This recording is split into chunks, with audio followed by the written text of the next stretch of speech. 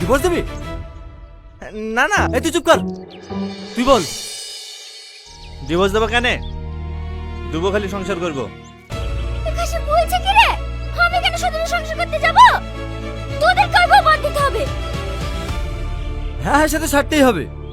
তোরা মানুষ, তোদেরকে তো ভালো ভাবতুক রে, তোদের চরিত্র এত খারাপ।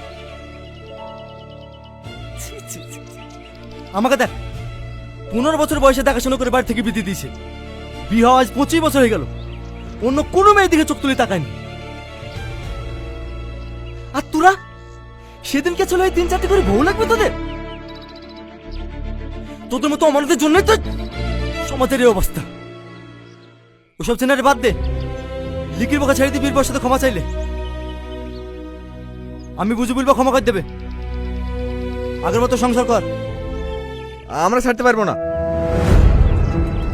দুজনের সঙ্গে সংসার করবো।